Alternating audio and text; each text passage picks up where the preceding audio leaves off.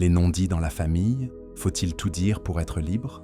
Dans chaque famille, il existe des mots qui ne franchissent jamais les lèvres, des vérités retenues, des douleurs cachées, des secrets que l'on préfère taire pour ne pas blesser ou pour protéger une fragile harmonie.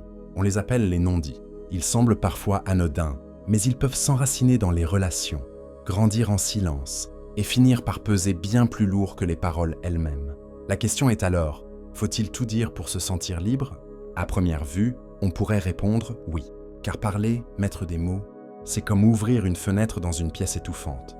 L'air circule à nouveau.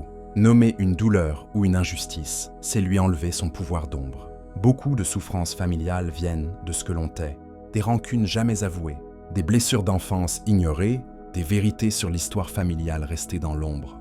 Quand les mots ne sont pas dits, ils se transmettent autrement, par les attitudes, les regards, parfois même par les générations suivantes. Dire, c'est souvent briser une chaîne invisible, mais la vérité n'est pas toujours simple, car dire, ce n'est pas seulement se libérer soi, c'est aussi exposer l'autre à ce qu'il n'a pas envie ou pas la force d'entendre.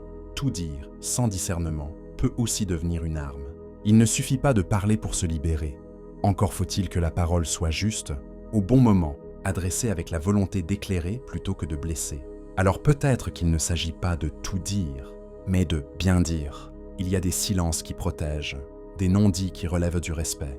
Tout n'a pas besoin d'être exprimé, si ce n'est qu'une décharge de colère ou une vérité brutale jetée au visage. Mais ce qui touche à l'authenticité de soi, à la clarté des liens, à la transmission d'une histoire, cela oui, mérite d'être dit. Parce que vivre dans le non-dit, c'est souvent vivre à moitié, dans une pièce à moitié éclairée. Se sentir libre dans une famille, ce n'est pas forcément tout révéler, mais c'est pouvoir exister sans masque. C'est avoir la possibilité de parler quand c'est nécessaire et de choisir ses silences en conscience et non par peur. La liberté n'est pas dans l'excès de mots, mais dans la justesse de ce qu'on ose partager. En fin de compte, le vrai défi n'est pas de tout dire, mais de savoir quoi dire, quand et surtout comment, car ce n'est pas la parole brute qui libère, c'est la parole qui relie.